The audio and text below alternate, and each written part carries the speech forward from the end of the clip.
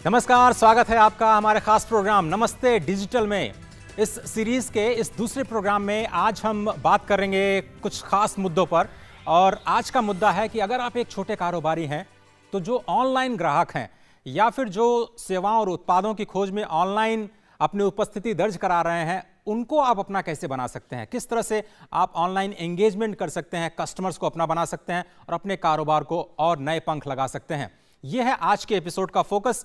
और इसके साथ ही एक दूसरा बड़ा फोकस इस प्रोग्राम का यह है कि जो कॉमन सर्विस सेंटर्स पूरे देश में इस वक्त चल रहे हैं, वो डिजिटल सेवाओं को किस तरह से लोगों तक पहुंचा रहे हैं, किस तरह से हम आने वाले दिनों में एमएसएमई सेक्टर यानी जो छोटे कारोबारी हैं उनको हम सीएससीज यानी इन कॉमन सर्विस सेंटर से जुड़ते हुए देखेंगे, किस तरह से रूरल बीपीओज का बाजार आने वाले दिनों में रोजगार के एक नए अवसर पैदा करने वाला है, उस पर भी हम बात करेंगे। आपको याद होगा कि पिछले लोग अपने बिजनेस को एक तरह से रजिस्टर करने के लिए एक येलो पेज हुआ करता था, जिसमें सभी लोग पता ढूंढा करते थे कि कौन कौन सा कारोबार करता है, कौन सा आदमी किस कारोबार में लगा हुआ है, और अलग अलग कारोबार की अलग अलग डायरेक्टरीज हुआ करती थी।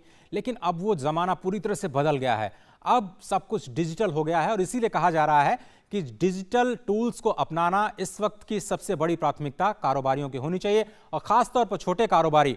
और यह भी समझ लेते हैं कि डिजिटल आपके लिए इंपॉर्टेंट क्यों है, और उसको समझने के लिए हमको कुछ आंकड़ों की तरफ जाना होगा। और अगर हम आंकड़ों की बात करें तो डिजिटल इंडिया, जो कि एक बहुत बड़ा फोकस है, वो किस तरह से आपके कारोबार की सूरत बदलने जा रहा है, अब हम आपको बताते हैं कि किस तरह से अमेरिका और चीन के बाद भारत एक बहुत बड़ा बाजार है। इस वक्त अगर हम बात करें भारत में इंटरनेट उपयोगकर्ताओं की संख्या वो 50 करोड़ से ज्यादा है। जाहिर तौर पर इसमें बहुत सारे लोग आपके ग्राहक हो सकते हैं। और अगर हम बात करें ऐसी जनसंख्या जो कि इंटरनेट का रोज उपयोग करती है, 70% लोग इंटरनेट का इस्तेमाल करते हैं। और आप ये समझिए कि इंटरनेट से जुड़ना या डिजिटलीकरण आपके लिए क्यों इंपॉर्टेंट है। स्मार्टफोन की संख्या 45 करोड़ से भी ज्यादा है, और बहुत सारे लोग जो हैं वो कारोबार के लिए मोबाइल फोन का इस्तेमाल कर रहे हैं। 30 से 40 करोड़ लोग सोशल मीडिया में अपनी उपस्थिति दर्ज करा चुके हैं। यानी सोशल मीडिया का इस्तेमाल भी आपके कारोबार के लिए एक बेहतरीन टूल साबित हो सकता है, एक जबरदस्त हथियार साबित हो सकता है। 48% की वृद्धि देखी गई केवल अप्रैल 2019 और जनवरी 2020 के बीच में, जब लोगों ने सोशल मीडिया का ज्यादा इस्तेमाल करना शुरू किया। यानी ये जो ट्रेंड है वो बहुत तेजी से बढ़ रहा है। इसलिए अब हमको येलो पेज की दुनिया से अब डिजिटल दुनिया में प्रवेश करना पड़ेगा। 11 GB का डेटा, अगर हर महीने एक औसत खर्च देखा जाए तो अगर 11 GB डेटा खर्च किया जाता है तो आप ये समझ सकते हैं कि ये जो डेटा है वो क्यों एक नया ऑयल कहा जा रहा है, क्यों एक बड़े क्रांति की तरफ कदम बढ़ा रहा है। 96% 4G मोबाइल का इस्तेमाल करते हैं, जो भी इंटरनेट का इस्तेमाल करते हैं। तो कितनी जो हाई स्पीड डेटा कनेक्टिविटी है वो कितना इंपॉर्टेंट हो गई है। गांव में अभी रिपोर्ट की अगर हम बात करें तो गांव में 22 करोड़ से ज्यादा लोग जो है वो इंटरनेट का इस्तेमाल कर रहे हैं, जो कि शहरों से भी ज्यादा। और ऐसा पहली बार हुआ है कि जो गांव में डिजिटल का उपयोग है वो शहरों से ज्यादा बढ़ा। 20 करोड़ करीब शहरों में इंटरनेट उपयोगकर्ता की संख्या। थोड़ी सी एसी निल्सन का जो सर्वे है वो थोड़े दिन पहले का है, लेकिन ये एक बड़ा ही एनकरेजिंग साइन है कि गांव में भी जो इस्तेमाल है डिजिटल इंडिया का वो बहुत ज़्यादा बढ़ रहा है। और 12 घंटे लोग करीब इंटरनेट, टेलीविज़न और सोशल मीडिया पर खर्च करते हैं। तो ये काफ़ी रोचक तथ्य आपको बताने के लिए काफ़ी हैं कि आपको डिजिटल की जो दुनिया है उसको किस तरह से इस्तेमाल करना होगा। आप देखें, छोटे कारोबार के डिजिटल होने से भारत की जीडीपी को थोड़ा सा फायदा पहुंचने की उम्मीद है। ये Asia specific digital maturity study 2020 का मैं जिक्र कर रहा हूं। 2024 तक जीडीपी में 216 अरब डॉलर का अतिरिक्त सहयोग आएगा, यानी जीडीपी में इतना ऐड हो जाएगा ये कहा जाए। तो कितना इंपॉर्टेंट है डिजिटल। अगर आप देखें तो आईडीसी और सिस्को की ये जो रिपोर्ट है उसमें यह दावा किया गया है कि जिन्होंने भी डिजिटल अपनाया है, जिन कारोबार ने डिजिटल अपनाया है, उनका मुनाफा 2 गुना हो गया है। तो ये अपने आप में एक बड़ा स्टेटमेंट है कि अगर आप डिजिटल को अपनाएंगे नहीं तो आप मुनाफे की दौड़ में पीछे रह जाएंगे। और सर्वे के मुताबिक 68% उद्यमियों ने डिजिटल अपनाने के लिए अपनी प्रतिबद्धता जाहिर की है, यानी ज्यादा से ज्यादा लोग डिजिटल होंगे।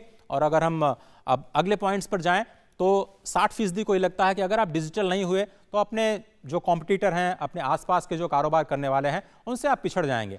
तो जाहिर तौर पर अगर आप कारोबार करते हैं तो आप अपने पड़ोसी जो कारोबारी है उससे पीछे तो नहीं रहना चाहेंगे, चाहे रेवेन्यू की बात करें या फिर मुनाफे की बात करें।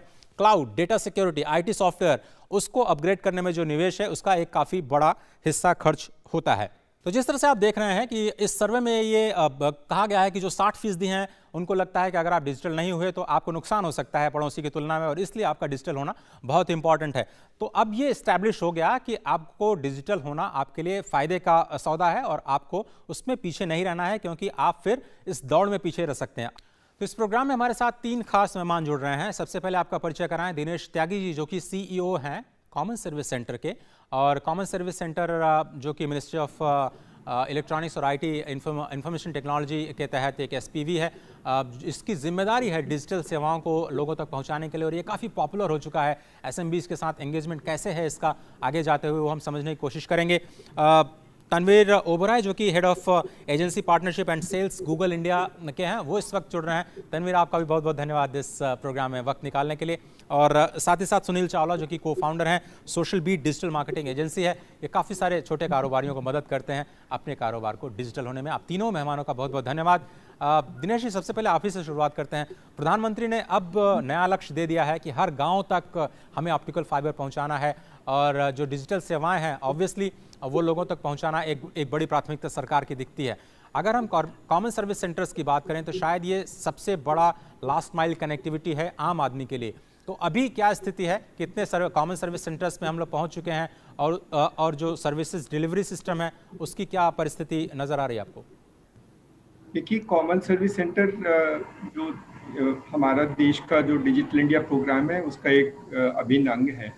और उसमें जो 2 पर्पस थे, एक था कि हम लोग एक्सेसिबल सर्विसेज को close to the place of residence, मतलब घर में जो गांव में लोग रहते हैं उनके घर के पास ही उनको सारी सुविधाएं प्रदान की जाएं डिजिटली। और दूसरा पर्पस था कि inclusive society, digitally inclusive society, ताकि लोगों को ट्रेनिंग दी जाए और अनेबल किया जाए ताकि वो टूल्स और टेक्नोलॉजी को यूज करके अपनी सर्विस अवेल कर सकें। ये दोनों मकसद के लिए कॉमन सर्विस सेंटर शुरू किए गए, और कॉमन सर्विस सेंटर आज देश में 4 लाख के करीब हैं। और ये तो खुद ही स्मॉल और मीडियम एंटरप्राइजेज हैं। और ऑब्जेक्टिव इज के गांव में जो लोग बच्चे रहते हैं उनको कैसे हम एंटरप्राइजिंग स्किल आईसीटी को यूज करके बढ़ा सकते हैं, और उनको कैसे एक कमर्शियली सस्टेनेबल बिजनेस मॉडल बना करके लोगों की सेवा भी, जैसे सोशल एंटरप्राइज तो सेवा भी करता है और अपने लिए बिजनेस भी बढ़ाता है। आज देश में करीब 4 लाख कॉमन सर्विस सेंटर्स हैं, और हर पंचायत में करीब करीब एक कॉमन सर्विस सेंटर मिनिमम है। और ये लोग 4 से 5 लोग हर कॉमन के सेंटर के साथ जुड़े हैं, काम करते हैं। तो करीब आप देख लीजिए 1.6 लाख पीपल, 16 लाख लोग हैं, 16 लाख लोग, 1.6 मिलियन पीपल हैं जो कॉमन सर्विस सेंटर के अंदर काम करते हैं। प्रॉब्ली वर्ल्ड का लार्जेस्ट नेटवर्क है, और सभी सर्विस देते हैं। सरकार की जितनी सेवाएं हैं वो सब प्रदान की जाती हैं। लोगों को पैन कार्ड बनाना है, या रेलवे टिकटिंग लेनी है, या उनको लैंड रिकॉर्ड की कॉपी चाहिए, कोई भी जो सेवा उनको चाहिए वो उनको प्रदान की जाती है। 1-2 चीजें और जो हम करते हैं, जैसे एजुकेशन में हमको सब कुछ किया जाता है। किसी को बच्चे को कुछ भी पढ़ना है, चाहे वो टेक्नोलॉजी वाला होगा या फिर नॉन टेक्नोलॉजी के कोर्सेज हैं, वो सब पढ़ाने के लिए सारे एजुकेशन के प्रोग्राम्स को सीएससी के माध्यम से जाता है। किसी को अगर नौकरी के लिए अप्लाई करना है, स्टेट बैंक की जॉब के लिए अप्लाई करना है, या उसकी तैयारी करनी है, या रेलवे रिक्रूटमेंट में अपनी नौकरी के लिए तैयारी करनी है, तो हम लोग छोटे छोटे मॉक टेस्ट बनाते हैं, प्रैक्टिस टेस्ट, और छोटे से पैसे लेकर के वो गांव की बच्ची या बच्चे को उसके घर के पास वो सहूलियत देते हैं जो शहर वालों को मौजूद है। क्योंकि डिजिटल है तो बहुत इजी है, फॉर्मेट बहुत आसान है। और हम लोग जैसे कि एजुकेशन में ऑलमोस्ट सब कुछ करते हैं। किसी को पोस्ट ग्रेजुएशन करनी है, कोई इग्नू का एप्लीकेशन फॉर्म भर के तैयारी कर सकता है। हमारे पास ऐसे बहुत सारे पीजी के कोर्सेज हैं और अंडर ग्रेजुएट कोर्स हैं। आईआईटी की कोचिंग करनी है तो बैठ करके अपने बच्चा कर सकता है। त्यागी जी, जी अब मैं आपसे ये समझना चाहता हूँ कि ये जो सेंटर्स हैं उसका इस्तेमाल अगर कोई छोटे कारोबारी करना चाहें अपने आप को बेहतर बनाने के लिए, तो वो किस तरह से कर सकते हैं, और किस तरह से जो एमएसएमईज के साथ, जो आप जैसे आप खुद कह रहे हैं कि जो ये कॉमन सर्विस सेंटर्स हैं वो खुद एमएसएमई चलाते हैं और बड़े स्तर पर लोगों को रोजगार दे रहे हैं, तो ये एक्सपीरियंस कैसा रहा? किस तरह से डिजिटल पेनिट्रेशन बढ़ा है पिछले दिनों में, अगर आपका एक्सपीरियंस हम समझना चाहें? देखिए, एमएसएमई के लिए हमने सिडबी के साथ एक प्रोग्राम किया था। हमने 15,000 लोगों को ट्रेन किया था एक एंटरप्राइज डेवलपमेंट प्रोग्राम में, वो भी डिजिटल टूल से किया था। फिजिकली पॉसिबल नहीं है, तो कोविड की वजह से फिजिकली वैसे ही पॉसिबल नहीं होता। तो we use digital tool in skilling people for setting up an enterprise. अब वो एंटरप्राइज जब बनाने के लिए हम उसको ट्रेन करते हैं तो उसको सब कुछ बताते हैं शुरू में, कैसे आपकी सोसाइटी बनानी है या प्रोप्राइटरी फर्म बनानी है, लिमिटेड लाइबिलिटी बनानी है, what ever is the best possible, उसका बिजनेस मॉडल क्या होगा उसको बनवाते हैं।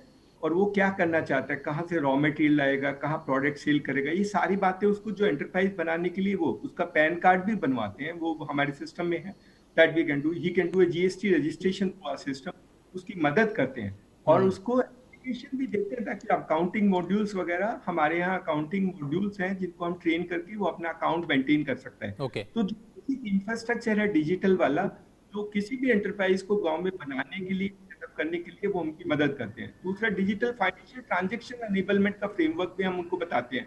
क्यूआर कोड का डाउनलोड करना, क्यूआर कोड को इंस्टॉल करना, और क्यूआर कोड से कैसे ट्रांजैक्शन लोगों से करनी है, that we help him doing it. That उसका हैंडलिंग और सपोर्ट का काम जो है वो सीएससी करती है। तो सीएससी कॉमन सर्विस सेंटर, हमने फेसबुक के साथ भी एक प्रोग्राम किया था, डिजिटल बेटी प्रोग्राम, और हमने 5,000 सीएससी को यूज किया था। करीब 2-2.5 लाख बच्चियों को जो सेल्फ हेल्प वाली हैं उनको ट्रेनिंग दी है। तो उनको हम बताते हैं कि वो अपने प्रोडक्ट्स को कैसे पेज बना करके वहां पर रख सकती हैं और बेच सकती हैं। जी। So that opportunity for people to try and do marketing and also address the concerns of how to run a business, वो सॉल्व करते हैं। ठीक है किसी को धीरज जी, आप मेरे साथ बने रहे इस प्रोग्राम में। बहुत ही इंपॉर्टेंट बात है जो कि हम एग्री एंटरप्रेन्योर्स या फिर रूरल जो बीपीओ है उसकी हम बात करेंगे आपसे। लेकिन अब मैं तनवीर साहब के पास आना चाहता हूँ। तनवीर, अगर हम आपसे समझना चाहें, चूँकि गूगल का अपना एक एक्सपीरियंस है एमएसएमई के साथ काम करने का, तो अब सबसे बड़ा सवाल इस एपिसोड में हम ये उठा रहे हैं कि आप अपने ऑनलाइन एंगेजमेंट कैसे बढ़ा सकते हैं। तो जिस तरह से डिजिटलीकरण बढ़ रहा है, लेकिन फिर भी इसकी इम्पोर्टेंस और किस तरह से आप वाकई कस्टमर एंगेजमेंट कर सकते हैं, उसके लिए आपका फर्स्ट कमेंट, उसके बाद फिर मैं डिटेल्स पे आता हूँ। बिल्कुल Ajay ji, firstly thank you हमको इनवाइट करने के लिए। देखिए, ऑनलाइन अगर आप देखें, हम लोग यूज़ लिटरली रोज कर रहे हैं। अभी हम नई तरीके से ऑनलाइन कॉन्फ्रेंस और वीडियो कॉन्फ्रेंसिंग के थ्रू एक दूसरे से इंटरैक्ट कर रहे हैं। हम रोज सर्च यूज़ करते हैं, गूगल मैप्स शायद रोज यूज़ करते हैं, और अलग अलग प्रोडक्ट्स ऑनलाइन के हैं जो गूगल के हम इनेविटेबली यूज़ करते ही करते हैं। अब आपको अगर अपनी बिजनेस प्रेजेंस बना रही है एसएमबीज के लिए, 2-3 हाइजीन स्टेप्स होते हैं जो जरूरी होती हैं, जो आप अगर करें तो आपका जो बिजनेस है कंज्यूमर तक पहुंच सकता है। ओके। सो फॉर एग्जांपल, आप एक वेबसाइट शायद बना सकते हैं। बिल्कुल। आप दूसरी चीज कर सकते हैं कि आप बेसिक लिस्टिंग कर सकते हैं अपनी बिजनेस के बारे में। आजकल काफी वेबसाइट्स हैं जहाँ पे आप अपनी बिजनेस की डिटेल्स, जैसे एड्रेस हो गया, बिजनेस क्या है, किस एरिया में है, फोन नंबर, कॉन्टैक्ट डिटेल्स वगैरह दे सकते हैं। उससे आपकी विजिबिलिटी बढ़ जाती है ऑनलाइन मीडियम पे। गूगल ने का एक बहुत ही बेहतर प्रोडक्ट है, गूगल माई बिजनेस, जीएमबी कहते हैं हम इसको। इसमें आप जाके अपनी सारी डिटेल्स बिजनेस की, और ये फ्री ऑफ कॉस्ट प्रोडक्ट है, अपनी बिजनेस की फोटोग्राफ्स, क्या एरिया में बिजनेस है, मैप लिस्टिंग डाल सकते हैं, वेबसाइट डाल सकते हैं, किस टाइम से किस टाइम आपकी दुकान, अगर आपका कोई दुकान है खुली हुई है, वो डाल सकते हैं। आप डिलीवरी करते हैं नहीं करते हैं, तो काफी डिटेल्स उसमें डाली जा सकती हैं। Okay. तो अगर एसएमबीज को पहले ऑनलाइन आना है, उनको थोड़ी सी बेसिक हाइजीन स्टेप्स करनी होती हैं, इंटरनेट समझने की और फिर अपनी प्रेजेंस बढ़ाने की, ताकि कंज्यूमर आपको आसानी से सर्च कर पाए। बिल्कुल सही कहा आपने, क्योंकि आपको ग्राहक तलाशना है ऑनलाइन और कंज्यूमर को आपका कारोबार तलाशना है। तो ये जो मैच मेकिंग है वो काफ़ी इंपॉर्टेंट है। सुनील, अब आपके सामने मेरा पहला सवाल, जब आप एंगेज करते हैं एमएसएमई के सामने और जिस तरह से दिक्कतें जो हो रही हैं, ख़ास तौर पर डिजिटलीकरण के रास्ते में, आप इजी सोल्यूशन क्या है? अगर कोई आपसे पहली बार आता है, कोई एसएमबी, और पूछता है कि हम डिजिटल जाएं तो जाएं कैसे, तो आप उससे क्या कहते हैं? जरूर, आई थिंक पहले तो हम उनको बोलते हैं कि जितना खुद हो सकता है उतना खुद ही सीखें। काफी इजी है एक्चुअली ऑनलाइन। हम सब लोग व्हाट्सएप यूज करते हैं, यूट्यूब पे वीडियो देखते हैं, तो अभी अपने बिजनेस के लिए यूज करना इतना कठिन नहीं है। बट थोड़े लोगों को लगता है कि बहुत कठिन है, कहाँ जाएं, क्या करें। तो हम उनको बोलते हैं 2-3 स्टेप रहते हैं, हम अपने ब्लॉग में भी कवर करते हैं। गूगल और दूसरे प्लेटफॉर्म लाइक फेसबुक, फ्लिपकार्ट के वेबसाइट्स पे भी डिटेल्ड इंफॉर्मेशन रहती है, जानकारी रहती है कि कैसे ऑनलाइन आ सकते हैं। Amazon और Flipkart में भी काफी लोग अपना बिजनेस शुरू कर सकते हैं, एक ही दिन में वो अपना सामान वहाँ बेच सकते हैं। तो उनको फर्स्ट हम बताते हैं कि आपका जो बिजनेस है आप फर्स्ट 1-2 कदम लीजिए ऑनलाइन, और उसके बाद सोचिए कि कैसे ज्यादा कस्टमर्स को रीच करना है और अपना बिजनेस और मुनाफा और भी बड़ा करना है उसके बाद। ठीक है, अब हम थोड़ा सा डिटेल्स में जाएंगे, लेकिन उससे पहले जो हमारा एक सेगमेंट है एक्सपर्ट्स की बात, उसकी तरफ ले चलते हैं। और प्रतिमा हमारी एक साथी हैं जो कि डिजिटल मार्केटिंग कंसल्टेंट हैं, वो आपसे कुछ कहना चाह रही हैं कि आप अगर पहली बार ऑनलाइन जाना चाहते हैं तो वो कौन से रास्ते हैं जिनको आप चुन सकते हैं और आपके लिए थोड़ा सा रास्ता और आसान करते हैं। आइए सुनते हैं प्रतिमा को।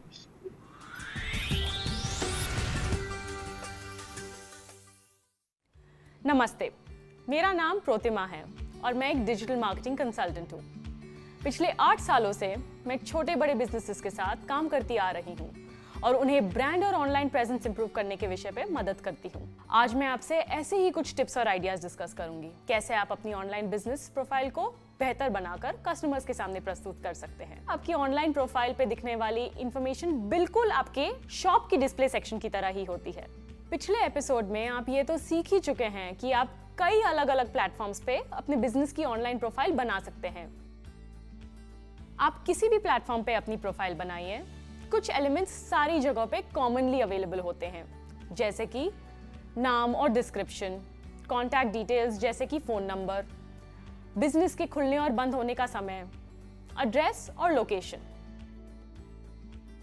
जब कोई भी ग्राहक आपकी बिजनेस प्रोफाइल ऑनलाइन देखता है, वो ये जानना चाहता है कि आपका बिजनेस एग्जैक्टली क्या ऑफर करता है। अपनी प्रोफाइल को इफेक्टिव बनाने के लिए सबसे पहली और ज़रूरी चीज़ ये है कि आपकी प्रोफाइल आपके बिजनेस के नाम और कैटेगरी को बिल्कुल सही से दिखाए। मान लीजिए आप एक बेकरी चलाते हैं, क्या आप सिर्फ रेडीमेड केक्स बेचते हैं या स्पेशल ओकेजन्स के लिए ऑर्डर्स भी लेते हैं? सोचिए कौन सा डिस्क्रिप्शन बेटर है, प्रोतिमास बेकरी या फिर प्रोतिमास बेकरी रेडीमेड और made on order cakes home delivery के साथ। या अगर आप फैशन बुटीक चलाते हैं, क्या आप सिर्फ इंडियन ड्रेसेस बनाते हैं या वेस्टर्न भी? प्रोतिमास शॉप या फिर प्रोतिमास फैशन इंडियन और वेस्टर्न वेयर आपके 2 ऑप्शंस हैं। एक बार आपने अपने ग्राहक का ध्यान आकर्षित कर लिया, आपको उन्हें ये बताना है कि वो आपको कब और कहां ढूंढ सकते हैं और कैसे आपसे संपर्क कर सकते हैं। आप ये अपनी कॉन्टैक्ट इन्फॉर्मेशन जैसे फोन नंबर या email ID up to date रख के कर सकते हैं। आप अपने बिजनेस आवर्स के साथ भी ये कर सकते हैं। हो सकता है कि आप रविवार को अपना बिजनेस ओपन रखते हैं, आपकी दुकान किस समय खुलती है या किस समय बंद होती है। अगर आपके ग्राहक खुद आप तक पहुंचना चाहते हैं तो वो आपकी बिजनेस एड्रेस और लोकेशन की मदद से आपको ढूंढ सकते हैं और वहां तक पहुंचने की ड्राइविंग डायरेक्शंस भी डायरेक्टली मैप्स पर पा सकते हैं। और अंत में कई प्लेटफॉर्म्स आपको अपने बिजनेस की कैटेगरी अपडेट भी करने देते हैं। मान लीजिए किसी ने प्रोतिमास बेकरी की जगह cake delivery near me search करा हो। अपने बिजनेस को बेकरी या रेस्टोरेंट कैटेगरी में डालने से आपका बिजनेस ऐसे कस्टमर्स को ज्यादा आसानी से मिल सकता है। अब आप ग्राहकों को बताना चाहते हैं कि आपका बिजनेस कैसे दूसरे बिजनेसेस से अलग और खास है। ज्यादातर पॉपुलर सेवाएं पोस्ट, अपडेट्स, पिक्चर्स, रिव्यूज और प्रोडक्ट लिस्टिंग जैसे फीचर्स भी ऑफर करती हैं। आप इनकी मदद से अपने ग्राहकों को अपने बिजनेस, प्रोडक्ट्स और सर्विसेज के बारे में अप टू डेट रख सकते हैं। क्या आप कोई आने वाले त्योहारों के लिए स्पेशल केक्स या मिठाई बना रहे हैं? क्या आपने अपने स्टोर में कपड़ों की कोई नई कलेक्शन लॉन्च करी है? क्या आप अपने ग्राहकों को बताना चाहते हैं कि कैसे आपके स्टोर में साफ सफाई और सैनिटेशन मेंटेन होता है? एक बार आपके ग्राहक ये अपडेट्स देखेंगे तो आपके बिजनेस में उनका कॉन्फिडेंस और रुचि दोनों ही बढ़ेगी। सोचिए, अगर आपके करंट कस्टमर्स दूसरों को भी बता पाएं कि वो आपके प्रोडक्ट्स और सर्विसेज से कितना खुश हैं। ऑनलाइन प्रोफाइल के माध्यम से आप अपने ग्राहकों को एनकरेज कर सकते हैं कि अगर वो आपकी सेवा से खुश हैं तो आपको पॉजिटिव रेटिंग या रिव्यू दें। और अगर कोई कस्टमर आपकी सेवा से ज्यादा खुश नहीं भी है तो आप उनके फीडबैक से अपनी सेवाओं में परिवर्तन करके ये भी दिखा सकते हैं कि आप अपने कस्टमर्स की सोच का सम्मान करते हैं। तो आज हमने काफी टॉपिक्स कवर कर लिए। आइए जल्दी से एक रिकैप कर लेते हैं। आपको 4 इंपॉर्टेंट बातों का ध्यान रखना है। ये सुनिश्चित करिए कि आपके बिजनेस के बारे में आपके ग्राहकों को ज्यादा से ज्यादा जानकारी पता हो। आपका बिजनेस क्या करता है और ग्राहक आपसे क्या एक्सपेक्ट कर सकते हैं। ग्राहकों के लिए आपसे संपर्क करना, आपकी लोकेशन ढूंढना और आपके बिजनेस आवर्स के बारे में जानना हमेशा आसान होना चाहिए। इंटरेस्टिंग पोस्ट, पिक्चर्स और वीडियोस की मदद से अपने बिजनेस और ऑफरिंग्स के बारे में अपने ग्राहकों को अपडेटेड रखें और अपने ग्राहकों से रिव्यूज, रेटिंग्स, फीडबैक और कमेंट्स के जरिए बात करते रहें। आज के लिए बस इतना ही। इन टिप्स की मदद से आप एक बेहतर ऑनलाइन प्रोफाइल बना सकते हैं और अपने पुराने और नए ग्राहकों से जुड़े रह सकते हैं। मैं उम्मीद करती हूं कि आप अपनी प्रोफाइल जल्दी अपडेट करेंगे। अभी के लिए मैं आपसे विदा लेती हूं। सीखते रहिए। नमस्ते। तो आपने देखा प्रतिमा ने किस तरह से बहुत ही सरल भाषा में हमें बताया कि अगर आप अपने कारोबार को बहुत ही सरल भाषा में, सरल तरीके से ग्राहकों तक पहुंचाते हैं तो ग्राहक भी उतनी ही आसानी से आप तक आते हैं। इसमें आपका वो प्रोफाइल काफ़ी सिंपल होना चाहिए, आप तक पहुंचने का रास्ता बहुत सिंपल होना चाहिए, कारोबार का जो तरीका है वो भी काफ़ी आसान होना चाहिए।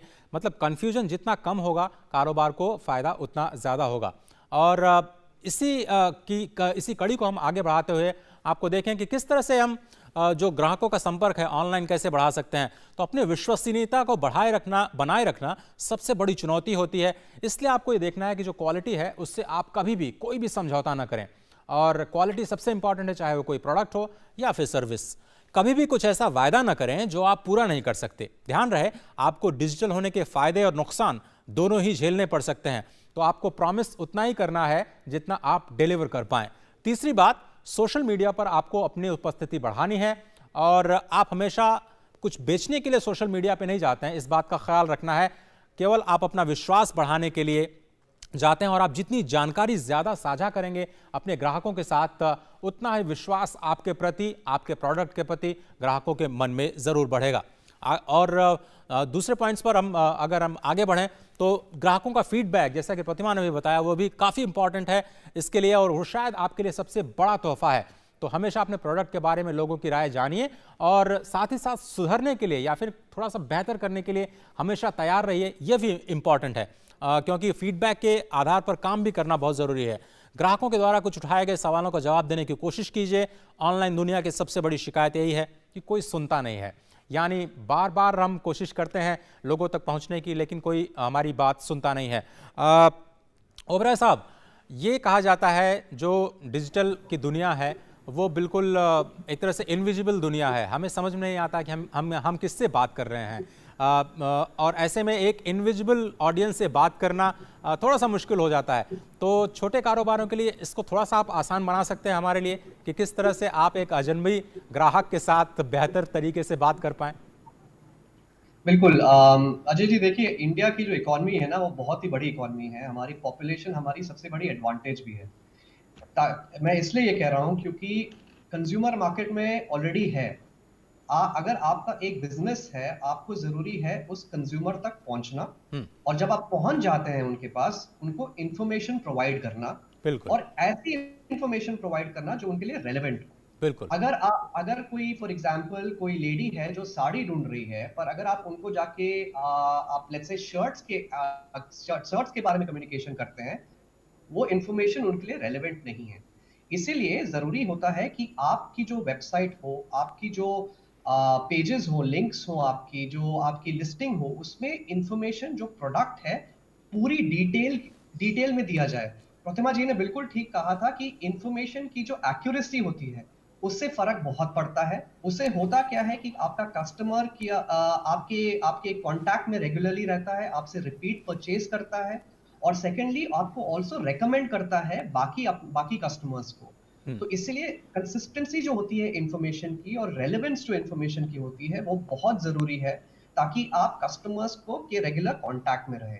सेकेंड चीज मैं ये जरूर कहना चाहूंगा कि काफी बार क्या होता है कि आप किसी प्रोडक्ट को बेच देते हैं कस्टमर को, और जब कस्टमर को फीडबैक देना होता है तो आप कांटेक्ट में नहीं आ पाते हैं। बिल्कुल। इसलिए वो भी बहुत जरूरी होता है कि आप कांस्टेंट कांटेक्ट रखें, आफ्टर सेल सर्विस भी मेंटेन रखें, और उसकी आफ्टर सेल सर्विस की जो डिटेल्स होती हैं वो भी ऑनलाइन जितना हो सके उसकी डिटेल्स भी प्रोवाइड करें, ताकि कस्टमर की कंटिन्यूटी रहे आपके प्रोडक्ट्स के साथ और आपके बिजनेस के साथ। बिल्कुल सही कहा आपने कि आप जितना ज़्यादा ट्रांसपेरेंट रहेंगे, जितना ज़्यादा पारदर्शी रहेंगे अपने ग्राहकों के साथ, उतना ज़्यादा आसान होगा आपको आगे बढ़ने में। तो चावला साहब, जिस तरह से मिस्टर ओबराय कह रहे हैं कि आपको ज़्यादा से ज़्यादा ट्रांसपेरेंट होना चाहिए आफ्टर सेल सर्विस के साथ में लेकिन दिक्कत ये है कि ग्राहकों तक पहुँचने की सबसे आसान भाषा क्या है? बहुत सारे लैंग्वेज में हम लोग डील करते हैं, लेकिन ऐसी भाषा जो कि कंज्यूमर को समझ में आए, ऐसी भाषा जो कि ग्राहकों को अपना बना ले, कम्युनिकेशन कितना इम्पॉर्टेंट है एमएसएमईज को करना, क्योंकि वो शायद एक ऐसी रुकावट है जहाँ पे बहुत सारे लोग झिझकते हैं, ऑनलाइन जाने में थोड़ा सा शर्म महसूस करते हैं, इसलिए मैं सवाल पूछ रहा हूँ आपसे।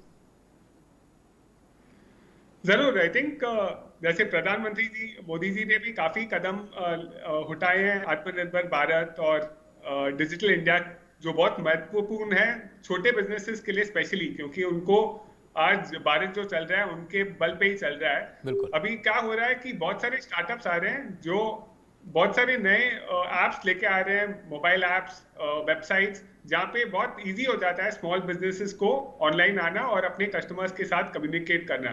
तो उनको एक्चुअली इतना कॉम्प्लिकेटेड नहीं करना पड़ता है, वो ऐप डाउनलोड करके उन्हीं ऐप के साथ अपने कस्टमर्स के साथ कॉन्वर्सेशन कर सकते हैं। तो एग्जांपल्स मैं आपको 2-3 दूं तो एक है लाइक खाता बुक, जो ऐप है जहाँ पे एक स्मॉल दुकान अपना उधार खाता मेंटेन कर सकता है और कस्टमर्स को पेमेंट रिमाइंडर्स भी भेज सकता है। तो इसके थ्रू कस्टमर्स को जो रेगुलरली पेमेंट रिमाइंडर्स आएंगे तो उद्योग को जल्दी से पैसे आ जाएंगे और कस्टमर्स खुश भी हो जाते हैं कि इतना जल्दी मुझे पेमेंट रिमाइंडर आया है और मैं इस छोटे बिजनेस को सपोर्ट करूं और पेमेंट जल्दी भी दे दूं। ऐसे ही दूसरे ऐप्स हैं शॉप1 जैसे, और अपने उद्योग और व्यापार को ऑनलाइन एक ही मिनट में लेके जा सकता है। तो ऐसे ऐप्स जो होते हैं उनसे कम्युनिकेशन बहुत ही आसान हो जाता है, क्योंकि छोटे बिजनेसेस को नहीं सोचना पड़ता है कि मैं कौन सी लैंग्वेज यूज करूं, मैं किस भाषा में बात करूं अपने कस्टमर से। इन ऐप्स में वो सब ऑटोमेट हो जाता है, तो बहुत आसान हो जाता है बिजनेसेस के लिए। दिनेश त्यागी जी, अब मैं जो बात कर रहा था रूरल बीपीओज की, अब मैं उस पर आना चाहता हूँ। उसकी स्थिति क्या है? वो मिशन जो था लोगों को रोजगार देने के लिए, क्योंकि एमएसएमईज अगर गांव में अपने कोई आफ्टर सेल प्रॉब्लम्स आती हैं या फिर अपना सामान बेचना चाहते हैं, तो ये रूरल बीपीओज काफ़ी मदद कर सकते हैं उनकी। इसलिए मैं जानना चाह रहा हूँ कि इस प्रोग्राम में आप लोग कहाँ तक बढ़े हैं और आगे क्या प्लान्स है? राज्य सरकारों के साथ किस तरह से इस चीज़ को आप आगे लेके जा रहे हैं? देखिए, रूरल बीपीओ का स्कीम जो भारत सरकार ने लॉन्च किया है वो ज़्यादातर उन इलाकों के लिए था जहाँ पर नॉर्मली बहुत सारी कंपनीज अपना इंफ्रास्ट्रक्चर सेटअप नहीं करती हैं। उनको इंसेंटिवाइज किया गया ताकि वो जाकर के छोटे शहरों में अपने इंफ्रास्ट्रक्चर को सेटअप करें। उनकी कॉस्ट भी कम हो जाती है both in terms of resources and infrastructure, और उनको काम मिलना तो उनके पास है, काम तो उनके पास होता है, लेकिन वो बड़े शहर में उसी काम को हायर कॉस्ट में आते हैं। छोटे शहरों में उनकी कॉस्ट कम हो जाती है और सरकार कुछ इंसेंटिव दे करके क्रिएट करती है। तो अभी सारे पहला जो इनिशियली प्रोग्राम था जिसमें बीपीओ सेटअप किए थे नॉर्थ ईस्ट में या पंजाब या बिहार में या तमिलनाडु में, इंटीरियर इलाके में या जम्मू एंड कश्मीर में, all these places they have been set up in large numbers and most of them are functioning very well and they have done extremely good job in creating local employment। और ये local बच्चे बहुत ही excited हैं because उनको भी वो rural BPO में काम करने का मौका मिलता है and then they earn a livelihood। इसके अलावा जो छोटे रूरल बीपीओ थे which are only 5 to 10 seater, वो हमने कॉमन सर्विस सेंटर में शुरू किए थे बिकॉज हमें लगा कि शायद गाँव में बहुत बड़ा इंफ्रास्ट्रक्चर लगाना बहुत मुश्किल होगा। तो हमने कुछ मदद की और 5 से 10 महिलाओं को बिठा करके उनको रूरल बीपीओ, हमें कुछ इंश्योरेंस कंपनियों ने और दूसरी कंपनियों ने काम दिया, हमने उनके काम को यूज किया और ये बच्चियां बहुत अच्छी हैं। ये इनके तो बिल्कुल घर के पास है, they don't even have go to that suburban area और semi urban areas for doing rural BPO job. तो अभी तक हमने ऐसे करीब 50 रूरल बीपीओ हमने सेटअप किए हैं which are outside the other government of India scheme, जो बड़ी वाली है जिसमें गवर्नमेंट ऑफ इंडिया सब्सिडाइज भी करती है। इसमें सब्सिडी नहीं मिलती, हम लोग तो अपने आप ही उनको इंसेंटिवाइज करते हैं, create a self sustaining model for that and create excitement in various organisation who can use rural BPO small scale and try and make value proportion. Tyagi ji, आपका जो एंगेजमेंट है दूसरे एजेंसीज के साथ वो भी हम समझना चाहेंगे, और क्या आप प्राइवेट पार्टनरशिप के लिए भी ओपन है आगे जाते हुए? अगर कोई कारोबारी आपसे हाथ मिलाना चाहते हैं, जैसे मिसाल के तौर पर आपने इंडिया पोस्ट के साथ एक तरह से करार किया है, या फिर दूसरे स्टेट गवर्नमेंट आपके साथ जो एमओयूज हैं साइन करते रहते हैं, प्राइवेट सेक्टर के लिए सीएससीज का या फिर आपका जो गवर्निंग सिस्टम है उसको एंगेजमेंट बढ़ाने के लिए आप किस तरह से अप्रोच कर रहे हैं?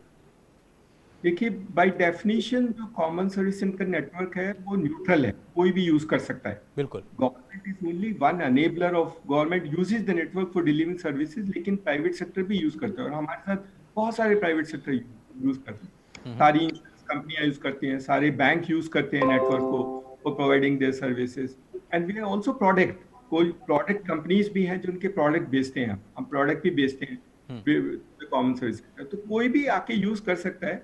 हम उनसे सिर्फ नेगोशिएट करते हैं कि हमारा जो एंटरप्रेन्योर है उसको कितना इंसेंटिव मिलेगा, what is that they will give it to him, that is the only condition we negotiate. बाकी तो उसका है, as long as it is scalable in the market and our entrepreneur sells them, we have absolutely no objection doing it. So any private entrepreneur who has something to sell in India can associate with CSC. There are absolutely no issues.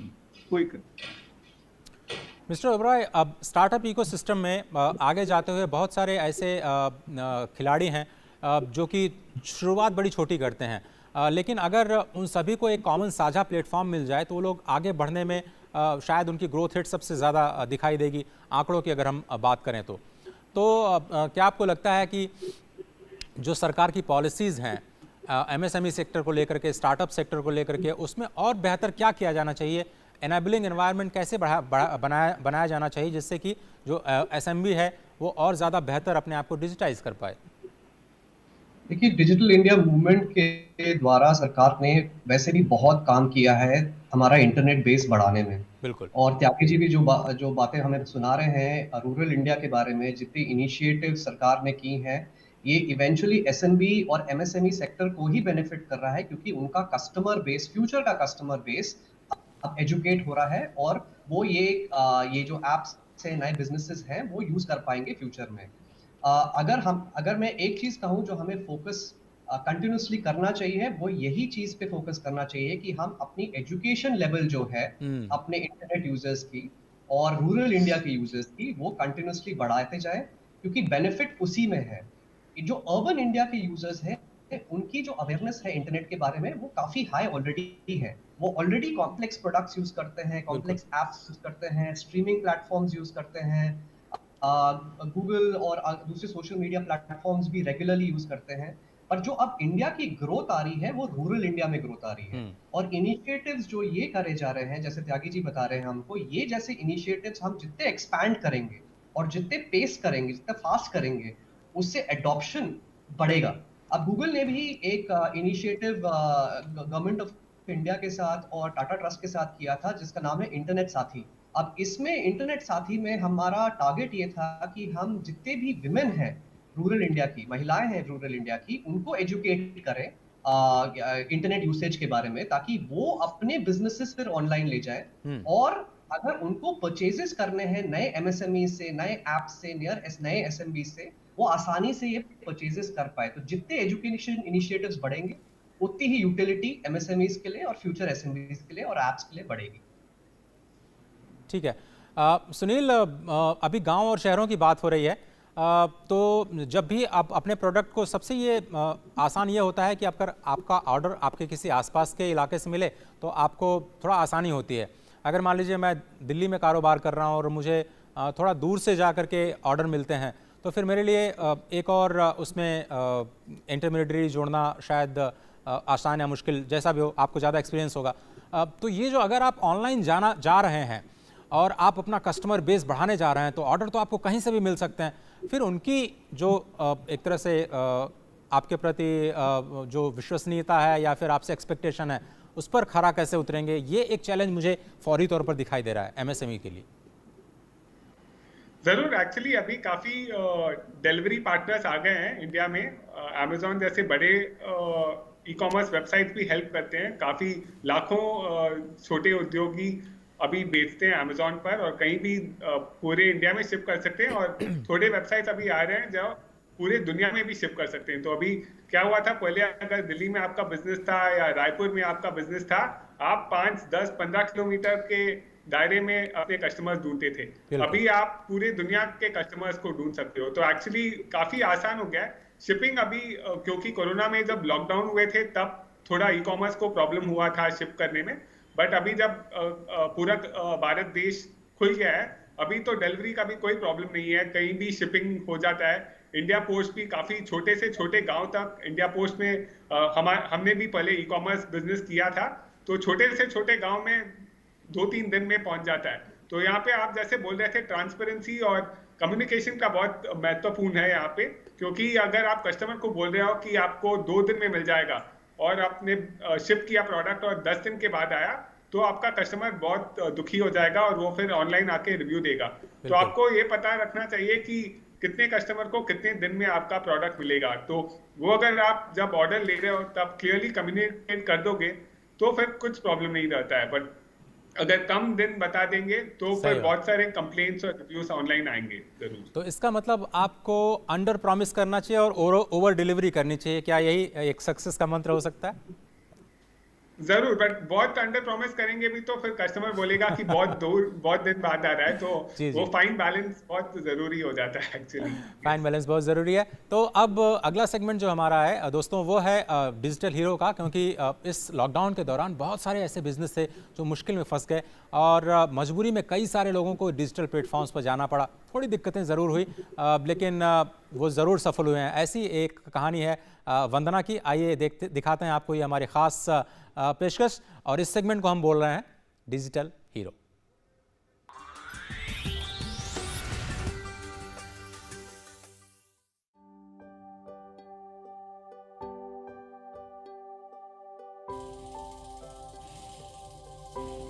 मेरा नाम वंदना है। मैं पिछले 26 साल से एक fashion boutique चला रही हूँ बाय द नेम ऑफ वंदना आकर्षण। डिज़ाइनिंग तो जितनी भी आप यहाँ देख रहे हो सब मेरी ही की हुई है।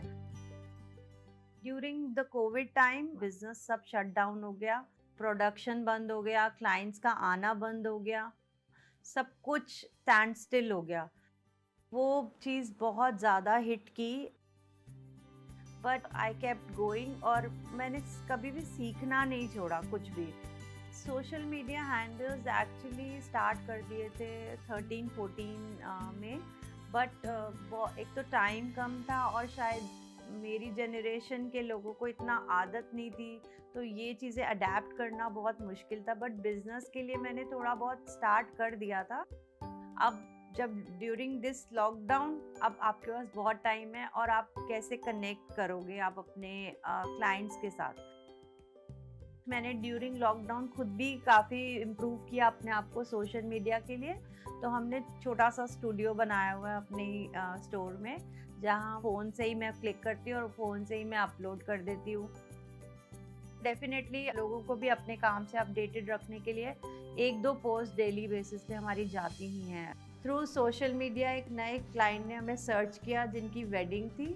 मैंने उनसे वीडियो कॉल ही किया था, तो उस वीडियो कॉल के थ्रू ही मैंने उनसे मेजरमेंट भी उनका उसी पे ही लिया। फिर उनके लिए हमने एक ड्रेस डिज़ाइन किया which was really appreciated by everyone. जब दुनिया आपको जानने लगती है तो डेफिनेटली बहुत अच्छा भी लगता है, प्राउड फील होता है।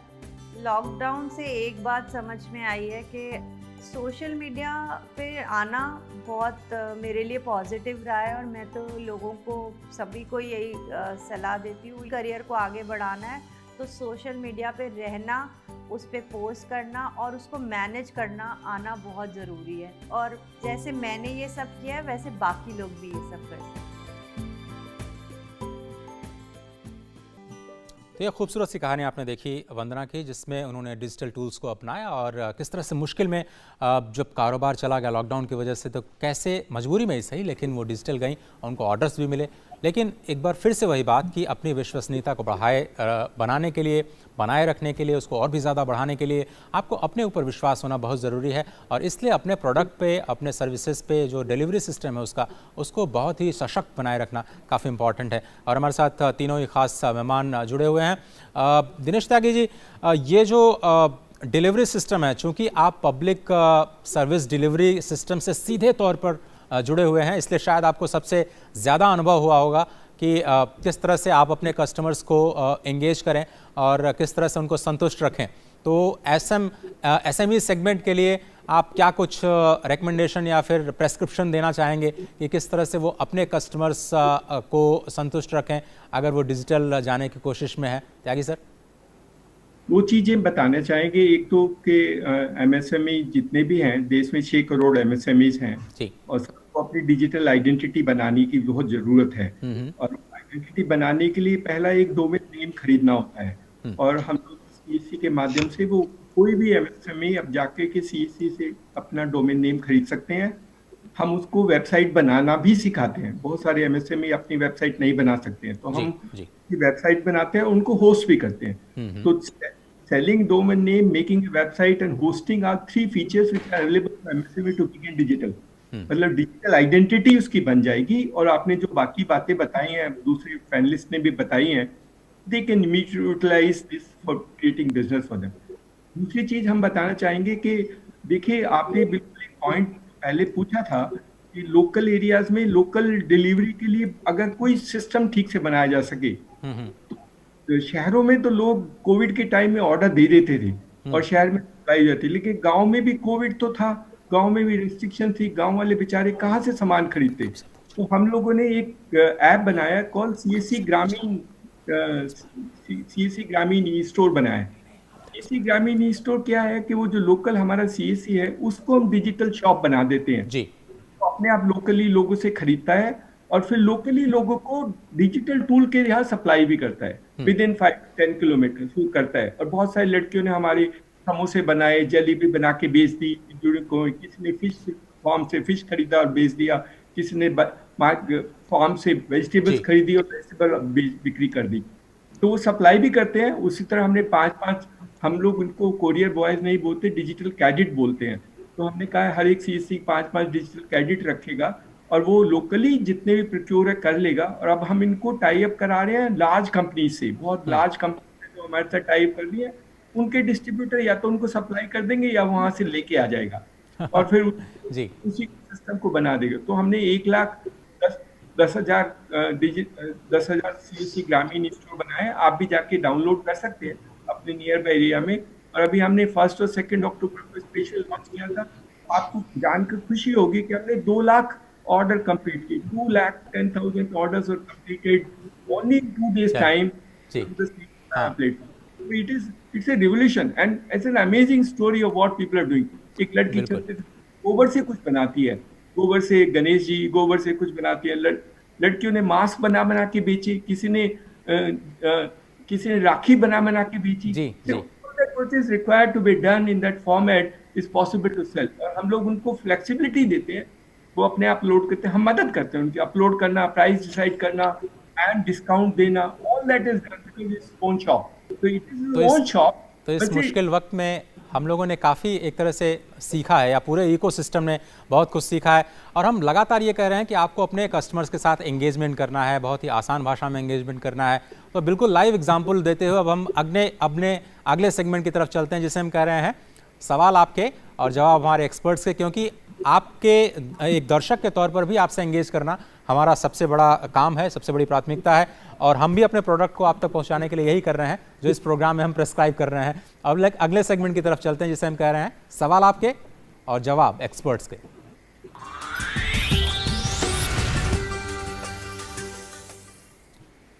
तो फिर पहला सवाल जो है वो है फेसबुक के जरिए, और फेसबुक, ट्विटर और वीडियो तीनों ही जरियों से हम सवाल कर रहे हैं। प्रदीप सिंह पूछना चाह रहे हैं, हमारे कस्बे में मोबाइल टावर के जरिए डिजिटल सेवाएं पहुंचाने के काम में कुछ तेजी है। सवाल यह है कि जो कॉमन सर्विस सेंटर्स हैं वो सरकारी हैं या फिर प्राइवेट। ये कंफ्यूजन बहुत सारे लोगों के दिमाग है। दिनेश त्यागी जी, इस कंफ्यूजन को दूर किया जाए। CSC सरकारी सिस्टम है या फिर एक प्राइवेट सिस्टम है?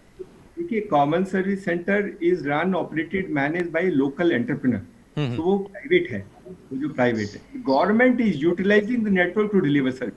गवर्नमेंट के फ्रेमवर्क में आता है, गवर्नमेंट उसको अपनी सर्विस देने के लिए यूज करती है। बट कॉमन सर्विस सेंटर जो शॉप है, जो एंटरप्राइज है, वो प्राइवेट है, वो प्राइवेट आदमी चलाता है। And that is what is essential. इसलिए हमारे कॉमन सर्विस सेंटर में कहीं 20 बच्चे हैं, कहीं 20 कंप्यूटर हैं जो एम्प्लॉयड है, कहीं पर 2 भी हैं। Because enterprising differs from place to place and capacity of people to take this and do that part. तो ये एंटरप्राइजिंग है और सरकार उसको यूटिलाइज करती है और सपोर्ट करती है उस नेटवर्क को in order to try and create good sustainable models। चलिए sir, thank you for the clarification. अब अगले सवाल की तरफ चलते हैं, और ये मिस्टर तिवारी हैं, गाजियाबाद से सवाल कर रहे हैं। तिवारी जी की तरफ चलते हैं। तिवारी जी, पूछिए अपना सवाल। नमस्कार, मैं सौरभ तिवारी दवा व्यापारी हूँ गाज़ियाबाद में। मैं कुछ सवाल पूछना चाहता हूँ। ऑनलाइन होने का मतलब क्या है? मुझे वेबसाइट बनाना है, मुझे क्या करने की आवश्यकता है? क्या मैं फ़ोन का उपयोग करके अपना ऑनलाइन व्यवसाय का प्रबंधन कर सकता हूँ?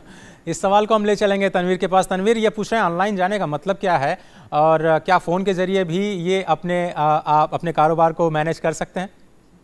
नहीं, बिल्कुल। देखिए, अगर वो अपना दिन का रूटीन देखेंगे, वो ये रियलाइज करेंगे कि वो ऑनलाइन ऑलरेडी हैं। वो या तो मैप्स यूज कर रहे होंगे, या सर्च यूज कर रहे होंगे, या वीडियो देख रहे होंगे फोन पे, तो वो ऑलरेडी ऑनलाइन है। ओके। दूसरी बात ये, अगर उनको अपना बिजनेस ऑनलाइन ले जाना है, उनके पास अलग अलग तरीके हैं जिसमें वो बिजनेस ऑनलाइन ले जा सकते हैं। एक तो वो एक वेबसाइट बना सकते हैं जो बहुत सिंपल भी हो सकती है, और जितना डिटेल बनाना चाहे वो डिटेल भी हो सकती है। वो ये सर्विस आप ये आउटसोर्स कर सकते हैं, किसी के कोई वेबसाइट एक्सपर्ट के थ्रू बना सकते हैं। ऑल्टरनेटिवली आप ये कर सकते हैं कि आप गूगल माई बिजनेस पे जाइए, सर्च करिए Google my business, Google search पे, वहां पे एक सब कुछ टेम्पलेटाइज्ड है। आप अपना जो बिजनेस है, ये एक दवा व्यापारी है, वो अपनी दुकान की डिटेल्स, क्या क्या मेडिसिन टाइप्स में डील करते हैं, क्या टाइमिंग्स है, किस एरिया में है, डिलीवरी टाइमिंग क्या है, फोन नंबर क्या है, मैप पे कहाँ पे लोकेटेड है, ताकि अगर मैं उस दुकान पे जाना चाहूँ मैं आराम से उनको सर्च कर पाऊँ। तो ये अपनी ऑनलाइन प्रेजेंस बहुत ही सिंपल तरीके से गूगल माई बिजनेस से भी कर सकते हैं, और उसके थ्रू अपनी वेबसाइट भी बना सकते हैं। बहुत सिंपल टेम्पलेट है जो आपको सिर्फ स्टेप्स फॉलो करने हैं, और आप रियल टाइम इस पे इंफॉर्मेशन अपलोड कर सकते हैं। इसका एडवांटेज ये है कि ये रियल टाइम है, आप कभी भी इसकी इंफॉर्मेशन चेंज कर सकते हैं। तनवीर, अगला सवाल ले लेते हैं। बहुत सारे सवाल जो ऑनलाइन के जरिए हमें मिले हैं। अगले वीडियो सवाल की तरफ चलते हैं। मेरे ख्याल से संदीप जी सवाल पूछना चाह रहे हैं। संदीप जी।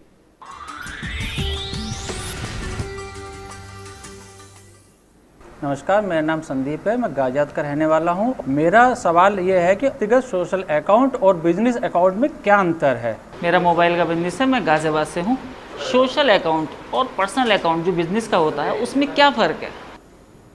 ये सवाल तो चावला साहब के पास जाएगा। आपका पर्सनल अकाउंट और आपके बिजनेस अकाउंट में क्या डिफरेंस है चावला साहब? जरूर, ये तो काफी आसान है। अगर आप अपने नाम से यूज कर रहे हैं, फॉर एग्जांपल संदीप जी अपना पर्सनल प्रोफाइल है, तो अपना वो पर्सनल फोटो डालेंगे। आपका बिजनेस अकाउंट रहेगा, अगर आप फेसबुक पे भी करें या गूगल माई बिजनेस पे करें, तो आपके दुकान का नाम रहेगा। उन्होंने बोला कि उनका मोबाइल का दुकान है, तो उनका दुकान मोबाइल जोन रहेगा, या जो भी नाम रहेगा उसका नाम रख के जो पेज बनाएंगे वो बिजनेस अकाउंट रहेगा। वहां पे वो सब जानकारी, क्या वर्किंग आवर्स है, जैसे तनवीर बता रहे थे, वो सब उनको डालने चाहिए। क्या प्रोडक्ट्स बेचते हैं, कब कस्टमर आ सकते हैं। जी जी। चलिए फिर अगले सवाल की तरफ चलते हैं। ये भी समझने की कोशिश करते हैं कि क्या कुछ सवाल हमारे एक्सपर्ट्स के जहन में है। अगले सवाल की तरफ चलें प्लीज। मेरा नाम सुनील कुमार है, मेरी चाय की दुकान है। और सर, ऑनलाइन के बारे में तो सभी लोग जानने लगे कि ऑनलाइन से किस तरीके से जुड़ना चाहिए। अच्छा, अच्छी बात है सर, मगर सर मैं इस बारे में चिंतित हूँ कि इसमें धोखाधड़ी ना हो सर ऑनलाइन में। ये बहुत सारे लोगों के मन में सवाल है, और ओबरॉय साहब आपसे ये समझना चाहेंगे कि लोगों को डर लगता है कि ऑनलाइन जाएं तो हमारे साथ धोखा ना हो जाए। ये जो परसेप्शन है, इसको कैसे दूर किया जाए, कैसे आश्वस्त किया जाए लोगों को?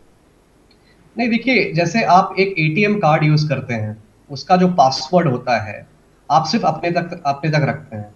सिमिलरली अगर आप ऑनलाइन में अपना कोई भी अकाउंट बनाते हैं, ईमेल हो, प्रोफाइल हो, उसकी जो लॉगिन डिटेल्स और पासवर्ड होती हैं, प्लीज अपने तक ही रखिए। वो आपकी आइडेंटिटी है। दूसरी बात ये, अगर आप, जैसे इनकी चाय की दुकान है, अगर ये जैसे कोई यूपीआई से, गूगल पे से पेमेंट लेते हैं, बिल्कुल पेमेंट क्रेडिट होने के बाद ही आपको कस्टमर को प्रोडक्ट देना चाहिए, या कस्टमर को जाने देना चाहिए, क्योंकि तभी आपको वो एक ट्रस्ट होता है कि पूरी ट्रांजैक्शन कंप्लीट हुई है। काफी बार ये मिस्टेक करते हैं कि वो ट्रांजैक्शन कस्टमर कह देता है कि हो गई है, पर actually because of internet connectivity हो या कोई और इशू हो, वो ट्रांजैक्शन कंप्लीट नहीं होती है, तो उनको लगता है कि हमारे साथ धोखा हुआ है। थर्डली, अगर एसएमबी बिजनेसेस हैं तो उनको कई थर्ड एसएमबी। अगले सवाल की तरफ चलते हैं, क्योंकि ये भी इंपॉर्टेंट है और ये इससे जुड़ा हुआ है। तनवीर, हम आपके पास आते हैं, प्लीज़ अगला सवाल प्ले करें। नमस्कार, मैं अरुण शर्मा। मेरा क्वेश्चन ये है कि आजकल जैसे ऑनलाइन फ्रॉड्स बहुत हो रहे हैं, तो क्या ये सेफ है ऑनलाइन ट्रांजैक्शन करना? तमाम फ्रॉड्स हो रहे हैं, पहला क्वेश्चन। सेकंड क्वेश्चन, इसके लिए हमें लैपटॉप वगैरह प्रॉपर नेट की ज़रूरत पड़ती है और अलग से स्टाफ रखना पड़ता है, ये भी एक समस्या है। धन्यवाद। तनवीर साहब, आप भी अपनी बात पूरी कीजिए। और उसी से जुड़ा हुआ है कि भाई खर्चा बढ़ जाता है, शायद एक एक्स्ट्रा आदमी रखना पड़ेगा ऑपरेट करने के लिए। ये लोगों का जेन्युइन जी। हाँ जी, जैसे मैंने बताया कि जो भी ट्रांजैक्शंस होती हैं, ऑनलाइन ट्रांजैक्शंस होती हैं, उसको सिक्योर करने के लिए पहले तो अपनी लॉगिन डिटेल्स आप अपने पास रखिए। ट्रांजैक्शन कंप्लीट होने के बाद ही प्रोडक्ट दीजिए। तीसरी बात आपको ध्यान में रखनी चाहिए कि अगर आप कोई सॉफ्टवेयर अपडेट कर रहे हैं, जैसे for example security software update कर रहे हैं, तो करेक्ट कंपनियों से खरीदना वो बहुत जरूरी है। और वो जेन्युइन सॉफ्टवेयर होने चाहिए, ताकि आपका जो सिस्टम है, जो सिक्योरिटी सिस्टम है, वो बिल्कुल अपडेटेड है। जो दूसरा सवाल क्वेश्चन था इनका, वो था बेसिकली कि अगर मुझे ये मोबाइल फोन के थ्रू मैं खुद कर सकता हूँ या मुझे किसी और को आउटसोर्स करना हो, तो ये आप खुद भी कर सकते हैं। मोबाइल आज 35 crore, I think 45 crore total number of users हैं अभी स्मार्टफोन यूजर्स के, 45 करोड़। अब 45 करोड़ यूजर्स की ये लाइफलाइन बन चुकी है। तो आप जितने भी ट्रांजैक्शंस होती हैं, जितनी भी एप्स हैं, वो मोबाइल फ्रेंडली एप्स हैं, तो जिसके कारण आप अपना पूरा बिजनेस मोबाइल के थ्रू भी चला सकते हैं और लैपटॉप की जरूरत नहीं होती है। चॉइस आपकी है। चलिए, बहुत बहुत धन्यवाद। आप तीनों ही मेहमानों का शुक्रिया कहना चाहेंगे। दिनेश त्यागी साहब, CEO CSC, आपका बहुत धन्यवाद। और मुझे मालूम है कि आपको देर हो रही है दूसरी बैठक के लिए, आपने वक्त निकाला, आपका बहुत बहुत शुक्रिया। ओबराय साहब, आपने भी बड़े आसान शब्दों में जो लोगों के सवाल है वो लिए और लोगों के जो समाधान किए, उसके लिए आपका शुक्रिया। और चावला साहब, आपका भी बहुत धन्यवाद, क्योंकि आपने भी बहुत, जिस तरह से आपने खूबसूरती के साथ लोगों के समाधान दिए हैं, मुझे लगता है कि आपका भी एंगेज करने का लोगों का तरीका बहुत ही खूबसूरत है। बहुत धन्यवाद। तो आज के इस प्रोग्राम में सिर्फ इतना ही, लेकिन इस सीरीज़ में लगातार जो दिक्कतें हैं छोटे कारोबारियों के सामने, उसको हम डिजिटली यानी डिजिटल टूल्स के ज़रिए कैसे सॉल्व करें, उसी कोशिश में हम लगातार आपके साथ बने हुए हैं। तो आप देखना मत भूलिएगा, इस सीरीज़ में लगातार जो अलग अलग पेन पॉइंट्स हैं SMEs के, वो हम आपके लिए उसका सॉल्यूशंस लेकर के आते रहेंगे। तो नमस्ते डिजिटल के आज के इस अंक में सिर्फ इतना ही। पूरी टीम को दीजिए इजाज़त। नमस्कार।